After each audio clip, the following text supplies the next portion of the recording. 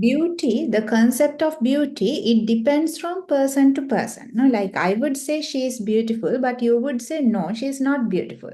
So it depends on uh, the person. It depends on your ideas, and also it depends on country to country maybe, or it can depend on the way you think.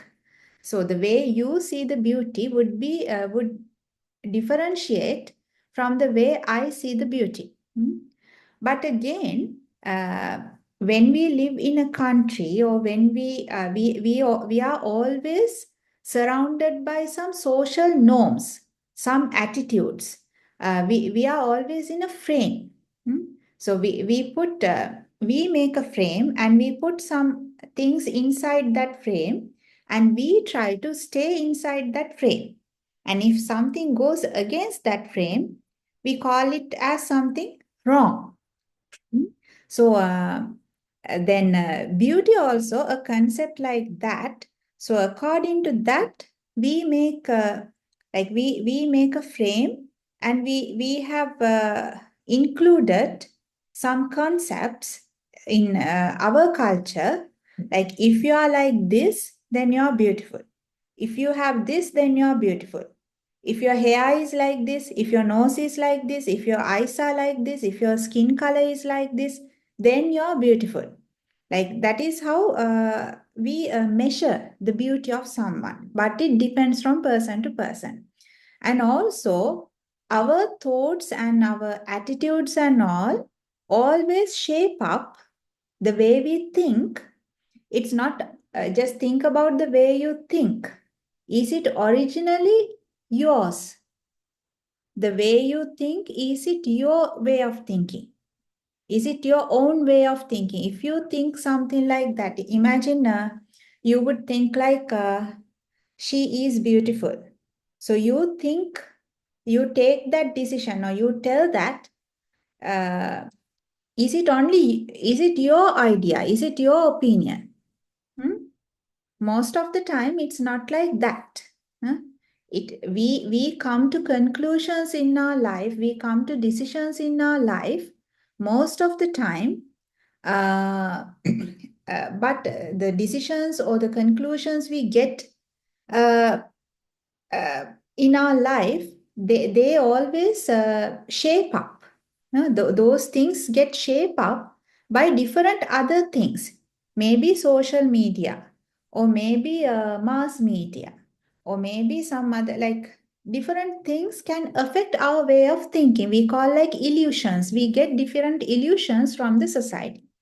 So if you get an idea, okay, I think she's beautiful. So, but that is not your own interpretation most of the time. No, maybe like it can be like 50%, 60% your own interpretation, but the rest from outside, the different illusions that you get from that, you take your, then you think, yes, it is my own idea, but it is not your original idea, because your ideas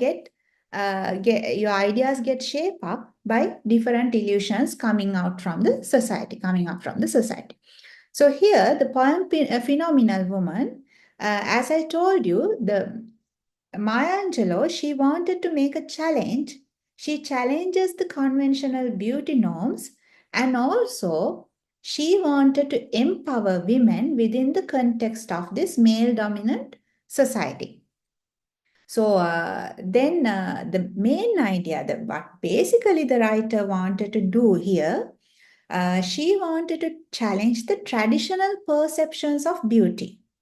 The traditional perceptions of beauty that cultivated in the, or that which are deeply rooted in the minds of the people.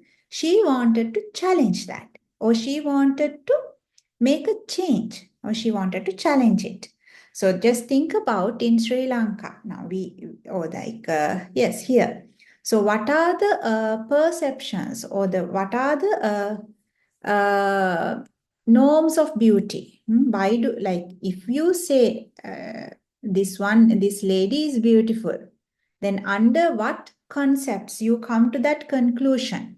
So most of the time, the traditional things are what? Like traditionally in Sri Lanka, we believe like Sudunang Lasana. It's a common concept. But now it has become like really challenging. Nowadays, we have understood no, the white color or the fair skin is not that does not mean you are beautiful, or the fair skin does not make you beautiful. It is just a color. It is just a skin color, but what the glowing skin, or like we just whatever the color, if your skin is healthy and good and fresh and all, then it will add something to your beauty. So that is how now we have understood that. But still, you might have seen a lot of Sri Lankans, they get whitening injections or the whitening creams, and they do a lot of things in order to uh, uh, get that skin color, that particular skin color. So then think about from where we got this illusion. So from where we got this attitude. Now, as I told you, now that attitude has almost changed, but still there is still people think like that.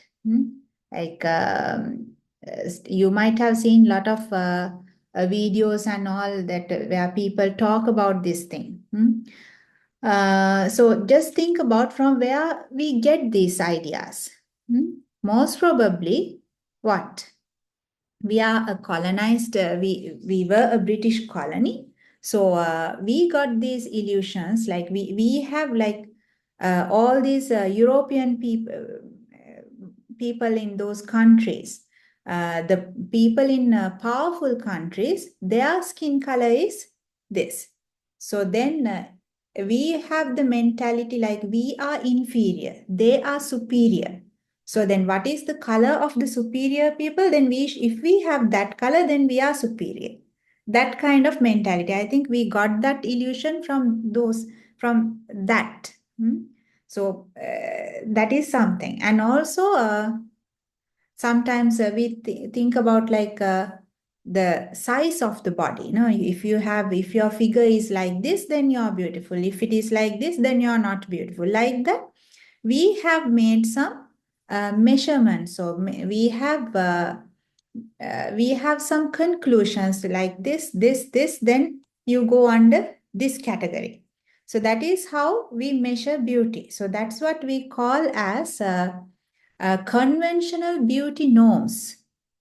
So Maya Angelou, she tries to make a challenge. So that's why in her poem at the very beginning, see the very powerful sentence that she made. Pretty women wonder where my secret lies. I'm not cute or built to suit a fashion model's size.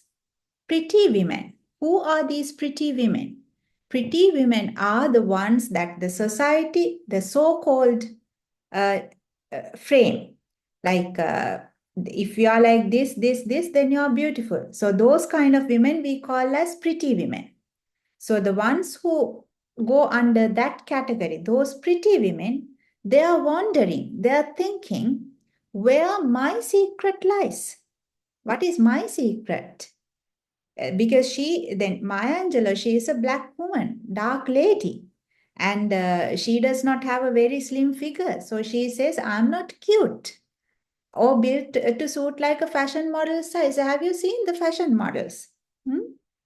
You might have seen the fashion model size, like the fashion models, they have very slim figures, no? Very thin and slim and all. So, what do you think? Actually, why do you think they always take those kind of women as fashion models? Do you have any idea? What do you think? Why?